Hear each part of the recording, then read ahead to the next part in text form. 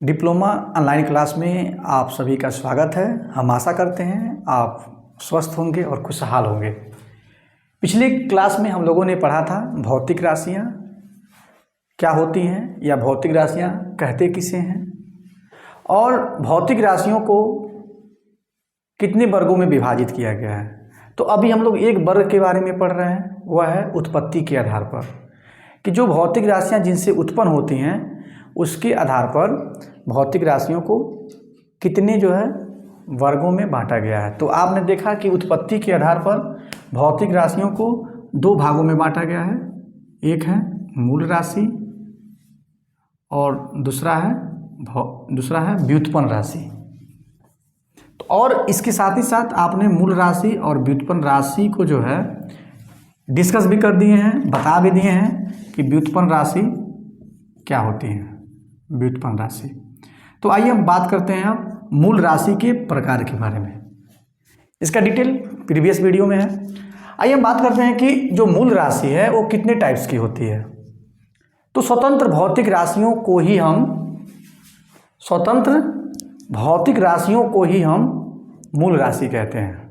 The independent physical quantities are called fundamental quantities. जो मूल राशियां होती हैं उनकी संख्या कितनी है? 7 है। पहला है लंबाई, दूसरा द्रव्यमान, तीसरा समय ताप, पांचवा विद्युत धारा, पदार्थ की मात्रा और ज्योति की तीव्रता, जिसको ल्यूमिनस इंटेंसिटी कहा जाता है। मतलब कुल मिलाकर के 7 हो गई: लंबाई, द्रव्यमान, समय, ताप, विद्युत धारा, पदार्थ की मात्रा और ज्योति की तीव्रता। तो मूल राशियाँ 7 होती हैं। इसका मतलब ये हो गया कि जो भी क्वांटिटीज यहाँ पे लिखी हुई हैं वो अन्य क्वांटिटीज पर निर्भर नहीं करती हैं, वे अन्य क्वांटिटीज पे निर्भर नहीं करती हैं और ये बिल्कुल स्वतंत्र भौतिक राशियाँ हैं। आइए हम बात करते हैं कि व्युत्पन्न राशि की। तो व्युत्पन्न राशि क्या है? जो व्युत्पन्न राशि है वो क्या है? जो व्युत्पन्न राशियां हैं, अब आपसे कोई पूछेगा कि मूल राशि कितने प्रकार की होती है, तो आप कहेंगे सर मूल राशि 7 प्रकार की होती है। कौन कौन सी होती है? लंबाई, द्रव्यमान, समय, ताप, विद्युत धारा, पदार्थ की मात्रा और ज्योति की तीव्रता, या हम लोग ज्योति तीव्रता भी कहते हैं। इसको आप ऐसे हटा दीजिए तो ज्योति तीव्रता आप डायरेक्ट प्रयोग में ला सकते हैं। मूल व्युत्पन्न राशि क्या है? तो व्युत्पन्न राशि के बारे में आपने जान लीजिए कि व्युत्पन्न राशियाँ क्या होती हैं। जैसे क्षेत्रफल, इसको हम लोग एरिया कहते हैं, आयतन, वॉल्यूम जिसका नाम है,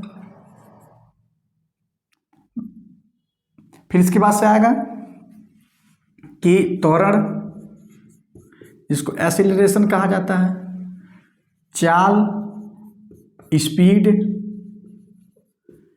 घनत्व, डेंसिटी, और कहेंगे और कितना तो बहुत हैं। इसको हम लोग काउंट नहीं कर सकते हैं, बहुत भौतिक व्युत्पन्न राशियां हैं।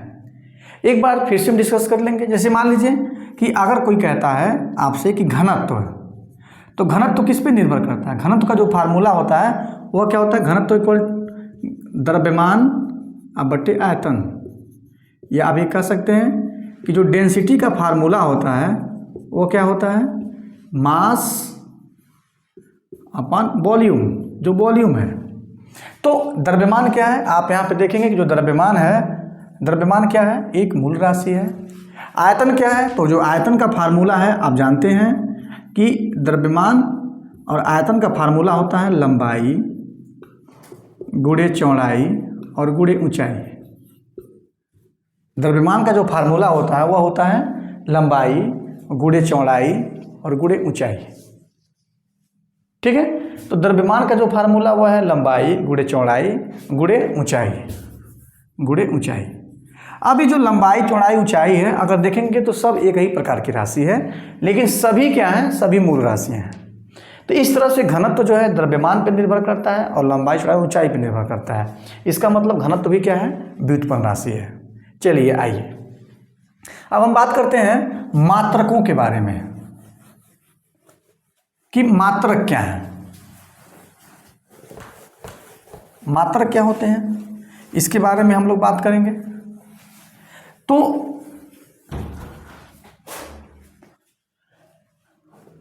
मात्रक जो हो गए, अब बात आएगी कि मात्रक कितने प्रकार के होते हैं।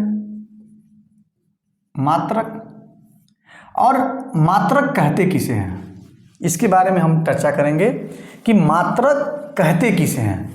अगर हम इसको समझ गए कि मात्रक होता क्या है, तो हमें आगे की जो भी चीज़ें आएंगी आपको समझ में आएंगी। तो हम लोग पढ़ेंगे क्या कि मात्रक कहते किसे हैं। मात्रक, इसका नाम क्या है, यूनिट। यूनिट यूनिट मात्रक को जानने के लिए आपको ये जानना बेहद जरूरी है। जैसे मान लीजिए कि यह एक दो बिंदु ले लिए या एक रस्सी है ए बी, ये रस्सी है ए बी और हमें इस ए बी की लंबाई कितनी है ये जानना है। तो अब क्या करेंगे, आप जो है एक ये लंबाई है तो इसी के प्रकृति का, लंबाई के ही प्रकृति का, लंबाई के प्रकृति का मतलब सेम एक मानक मानेंगे और मानक मान करके क्या करेंगे, जैसे मान लीजिए कि आप जो है एक मानक मानेंगे और उसी मानक से जो है इसका कंपैरिजन करेंगे। एक 1 time, 2 time, 3 time, 4 time, 5 time और 6 टाइम। और लास्ट में क्या कहेंगे कि सर ये 1 2 3 4 1 2 3 4 5 6 ये इस जो हम एक स्टैंडर्ड माने हैं, ये जो माने हैं उसका कितना टाइम है। आप कहेंगे कि सर ये जो है कि 1 2 3 4 5 6 टाइम है। किसका, जो आप मानक माने हैं। अभी जो मानक माने हैं ये लंबाई के ही प्रकृति का है। तो आप क्या कह सकते हैं कि सर अगर मानक आपने मीटर माना हुआ है 1 मीटर, तो आप कह देंगे कि इसकी लंबाई कितनी है, 6 मीटर है। अब ये जो मानक शब्द है, इस मानक शब्द पे आपको चर्चा करनी पड़ेगी, तब जाकर के आप मात्रक के कॉन्सेप्ट को समझ पाएंगे कि ये जो है, ये जो मानक है, मानक का कॉन्सेप्ट क्या होगा। तो आइए हम बात करते हैं कि मानक का मतलब क्या है। आप ये जानते हैं कि मानक का मतलब क्या है, इसके बारे में आपको हमें चर्चा करनी पड़ेगी। सपोज कर लीजिए कि आपके घर में आज से,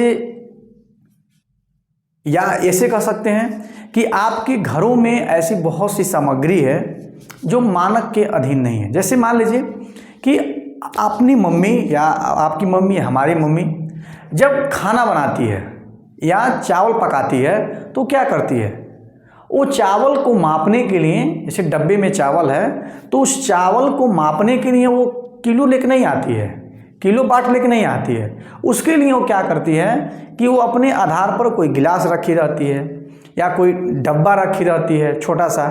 आप बताएंगे कि 4 आदमी हैं, 5 आदमी हैं, तो क्या करेंगे, वह गिलास से लेंगे और उसी गिलास से माप करके आधा भर करके या उसका जो आधा और पूरा भरा हुआ बना देंगे और सब लोग खा लेंगे।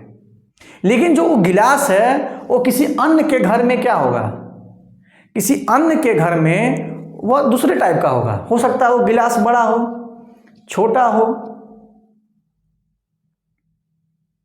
इसका मतलब क्या है कि वो मानक नहीं है। या पहले जो है लोग जमीनों को हाथ से मेजर करते थे। ये जो हाथ देख रहे हैं ना, इसी हाथ से 1 हाथ, 2 हाथ, 3 हाथ, 4 हाथ, 5 हाथ।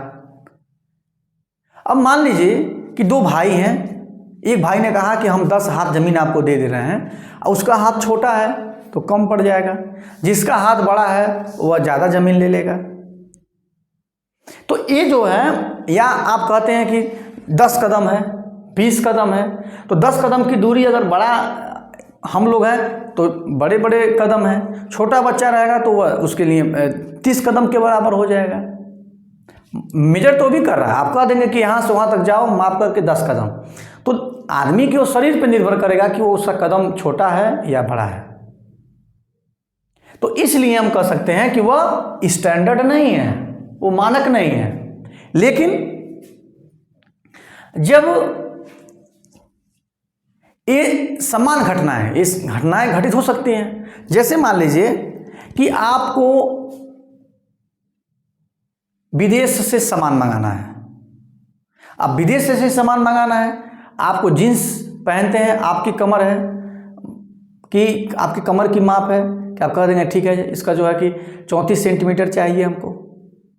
अब 34 सेंटीमीटर जो इंडिया में है वही अमेरिका में भी है, जितना 34 सेंटीमीटर वही जो है कि न्यूयॉर्क में भी है, वही ब्रिटेन में भी है, वही इंग्लैंड में भी है।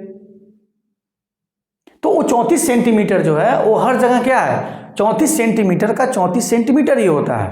इसका मतलब क्या है, वह मानक है, वह मानक है। तो हुआ क्या कि लंबाई के मापन के लिए आप सब जो जानते होंगे कि एक जो है पेरिस में सम्मेलन हुआ, और उस सम्मेलन के दौरान ये जो राशियां हैं उसके लिए क्या किया गया कि एक जो है एक लंबाई लिया गया, एक छड़ वहां पे रखी गई है, और उस छड़ की जो लंबाई है उसी को हम क्या बोलते हैं, 1 मीटर कहते हैं। और जो छड़ की जो लंबाई है उसी लंबाई से पूरे विश्व में मेजरमेंट होता है। अगर ये जो जितना लंबा, अगर हम इसको मेजरमेंट करें तो जितना बार आएगा वो एक बार, या हम कह सकते हैं कि यहाँ पे 1 मीटर लिखा है, फिर यहाँ पे 2 मीटर, फिर ये तीसरा बार जाएगा तो 3 मीटर, चौथा टाइम जाएगा तो 4 मीटर, पांचवा बार जाएगा तो 5 मीटर, यहाँ जाएगा तो 6 metre. 1 metre, 2 metre, 3 metre, 4 metre, मतलब इसका जितना गुना होगा वही क्या होगा, उसकी यहाँ पे 6 गुना है, इसकी लंबाई कितनी हो गई, 6 मीटर हो गई। अगर जो 6 गुना हो गया तो वह 6 मीटर हो गया। इसका मतलब कि जो लंबाई है वही क्या है, मात्रक है। अब आप कहेंगे क्या कि किसी भौतिक राशि को मापने के लिए उसी प्रकृति का एक मानक मान लेते हैं। ध्यान से समझने वाली बात है, इसको ध्यान से जरा समझिएगा कि किसी भी भौतिक राशि को मापने के लिए आप लिखना पड़ेगा, आपको समझना पड़ेगा कि किसी भौतिक राशि को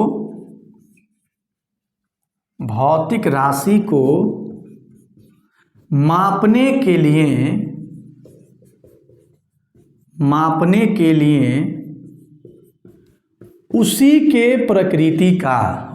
उसी के प्रकृति का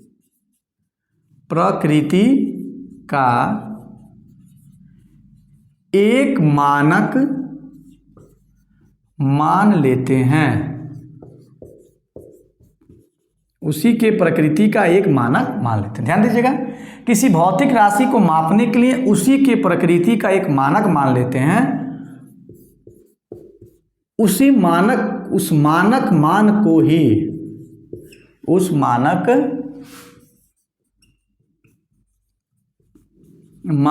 को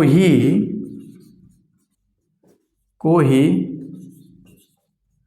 मात्रक कहा जाता है। ध्यान दीजिएगा, उसी मानक को क्या कहा जाता है, मात्रक कहा जाता है। जैसे मान लीजिए लंबाई की बात आई तो जो छड़ रखी गई है इरिडियम की छड़ है, उसकी जो लंबाई है उसी को 1 मीटर कहा गया है, और उसी की लंबाई को पूरे विश्व में 1 मीटर माना जाता है। और कोई भी वस्तु उसका जितना गुना होती है वही उसकी क्या कहलाएगी, लंबाई कहलाएगी। तो मात्रक की परिभाषा आप समझ गए होंगे। इसी तरह से 1 केजी जो है, 1 केजी जो छड़ है वो भी जो है पेरिस में ही जो लेबोरेटरी है उस प्रयोगशाला में जो है वस्तु रखी गई है, और उस वस्तु का जितना भार है उसी भार को ही क्या कहा गया है, 1 किग्रा कहा जाता है। उसी तरह से समय का भी है कि कंपन से संबंधित है, फिर ताप का है, विद्युत धारा का है, पदार्थ की मात्रा का है, ज्योति तीव्रता का है। अब लंबाई द्रव्यमान, समय, ताप, विद्युत धारा, पदार्थ की मात्रा, ज्योति तीव्रता। ज़्यादातर ये नहीं पूछा जाता है कि 1 मीटर कितना है, एक द्रव्यमान कितना है, लेकिन आपको मात्रक जरूर जानना पड़ेगा कि किसी भौतिक राशि को मापने के लिए उसी के प्रकृति का एक मानक मान लेते हैं और उसी मानक मान को ही हम मात्रक कहते हैं। उसी मानक मान को हम लोग मात्रक कहते हैं। ठीक है। अब रही बात कि मात्रक कितने प्रकार के हैं, तो आप जितने प्रकार की राशि है उसी प्रकार के क्या हैं, मात्रक हैं। तो मात्रक के प्रकार की हम बात करेंगे। तो जो मात्रक के प्रकार में, तो अगर वो मूल राशि है, तो जो इसका मात्रक होगा उसको हम क्या बोलेंगे, मूल मात्रक। और जो व्युत्पन्न राशि है, इसका जो मात्रक होगा उसको हम लोग क्या बोलेंगे, व्युत्पन्न मात्रक। समझने की जरूरत है, मूल राशि और व्युत्पन्न राशि। जो मूल राशि है वो क्या है, अब मूल मात्रक क्या है, मूल राशियों के मात्रकों को, जो मूल राशियां हैं, मूल राशियों के मात्रकों को मूल मात्रक कहते हैं और व्युत्पन्न राशियों के मात्रक को व्युत्पन्न राशि कहते हैं। तो मूल राशि और व्युत्पन्न राशि। अब आप ये कहेंगे कि जो मूल मात्रक होते हैं वो कितने प्रकार के होते हैं, तो आइए इस पे हम बात करते हैं कि मूल मात्रक कितने टाइप्स के होते हैं। इसको जरा देखिए।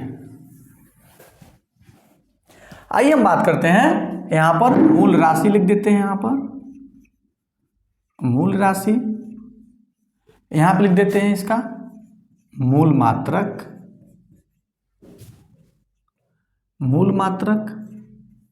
और यहाँ पर हम लिख देते हैं इसका प्रतीक, इसका प्रतीक। मूल राशि क्या है और मूल मात्रक आपको भी बताए हैं कि जो मूल राशियां हैं वो कितने टाइप्स की हैं, तो वह मूल राशियां 7 टाइप की हैं। पहला जो है आपने पढ़ा कि लंबाई है, फिर द्रव्यमान है, समय है, ताप है, फिर जो है विद्युत धारा,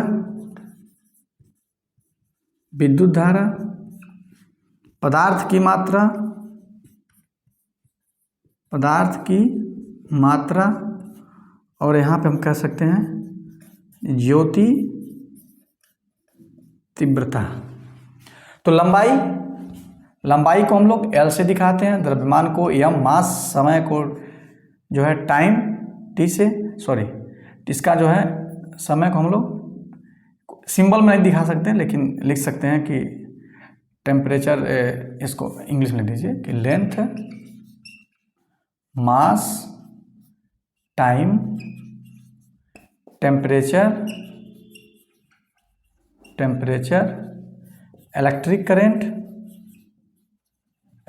करंट, पदार्थ की मात्रा, अमाउंट ऑफ सब्सटेंस, ज्योति तीव्रता, ल्यूमिनस इंटेंसिटी,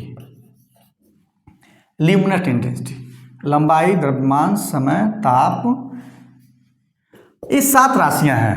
आपने 7 देखा था कि 1, 2, 3, ये 7 जो है मूल राशियां कितनी होती हैं, तो मूल राशियां 7 होती हैं। लंबाई, द्रव्यमान, समय, ताप, विद्युत धारा, पदार्थ की मात्रा और ज्योति तीव्रता। अब इनके जो मात्रक होते हैं उसे ही हम लोग मूल मात्रक कहते हैं। इनके मात्रकों को मूल मात्रक कहा जाता है। तो पहला जो है हम यहाँ पे ध्यान से देखेंगे कि मूल मात्रक जो है वो क्या है। तो आप देखेंगे कि लंबाई का जो मूल मात्रक है वह क्या है, मीटर। वह है मीटर। इसका जो प्रतीक होता है उसको हम लोग कैसे दिखाते हैं, स्मॉल m से। जैसे मान लीजिए आपको लिखना हो 10 मीटर, तो 10 मीटर वो भी स्मॉल m में लिखेंगे। 25 मीटर तो 25 मीटर लिखेंगे, कैपिटल M में नहीं लिखेंगे। फिर बात आती है कि द्रव्यमान का। तो द्रव्यमान का जो मूल मात्रक है वह क्या है, किलोग्राम। इसका जो मूल मात्रक होता है उसको हम लोग बोलते हैं किलोग्राम। किलोग्राम। इसको दिखाते किससे हैं? तो स्मॉल कैपिटल के और स्मॉल जी, केजी। 25 केजी, 30 केजी होता है। समय का क्या है? समय का मूल मात्रक क्या होता है? वह होता है सेकेंड। कहीं कहीं सेकेंड लिखा होगा, कहीं कहीं सेकंड लिखा होता है, तो दोनों का मतलब एक बराबर है, उसको अब अलग मत लिखिएगा। इसको हम दिखाते हैं स्मॉल एस से। टेम्परेचर का जो मात्रक होता है वो होता है केल्विन, और इसको जो है केल्विन लिखेंगे। और इसका जो मात्रक, जो इसका जो सिंबल है वो कैपिटल के होता है, स्मॉल के नहीं। विद्युत धारा का जो मात्रक होता है उसको हम लोग दिखाते हैं एम्पियर से। इसको एम्पियर कहा जाता है। एम्पियर देखिए दो तरह से दिखाते हैं, कहीं कैपिटल ए से दिखाते हैं और कहीं कहीं AMP। अगर AMP लिखेंगे तो AMP लिखेंगे सब स्मॉल में आएगा, अगर सिर्फ ए लिखेंगे तो कैपिटल में आएगा। ये एम्पियर हो गया। उसके बाद से पदार्थ की मात्रा होती है जिसको हम लोग मोल बोलते हैं, और मोल का जो स्पेलिंग हुआ है MOLE, लेकिन जब इसका सिंबल लिखेंगे तो स्मॉल MOL, ई नहीं लिखेंगे। फिर ज्योति तीव्रता, ल्यूमिनस इंटेंसिटी का जो मात्रक होता है कैंडेला। इसको हम दिखाते हैं CANDELA, कैंडेला। ALLA होता है कैंडेला। कैंडेला का क्या जो है सिंबल है? तो स्मॉल C और D। देखिए सबको याद करना आसान है, थोड़ा सा ये कठिन है, तो अब ये जान लीजिए ज्योति तीव्रता का मतलब ये हो गया ल्यूमिनस इंटेंसिटी का मतलब ये होता है कि जैसे मान लीजिए कोई मोमबत्ती जल रही है तो उससे क्या होगा? उससे ज्योति बाहर निकलेगी। जब ज्योति बाहर निकलेगी तो उसकी जो तीव्रता होगी, मान लीजिए हो सकता है बहुत तेज जल रही हो, बहुत कम स्लो जल रही हो, तो उसको देखिए यहाँ पर लिखा भी है कैंडल से ही क्या बना है? उसका मात्रक क्या होता है? कैंडेला। आज जो मोमबत्ती जलती है तो ज्योति निकलती है, और उसकी तीव्रता जो होती है उसी को हम लोग कैंडेला बोलते हैं, और इसको हम लोग स्मॉल CD से दिखाते हैं। तो इस तरह से आप लोगों ने मूल राशि और उसके मात्रकों को जाना। ओके, अब नेक्स्ट क्लास में हम लोग पढ़ेंगे कि व्युत्पन्न राशि क्या होती है और उसके मात्रक क्या होते हैं। और अगर इस क्लास में आपको कोई कन्फ्यूजन हो तो आप ज़रूर कमेंट करिएगा, और साथ ही साथ अच्छा लगे वीडियो को लाइक और सब्सक्राइब करिए, अपन दोस्तों के साथ शेयर भी करिए। धन्यवाद।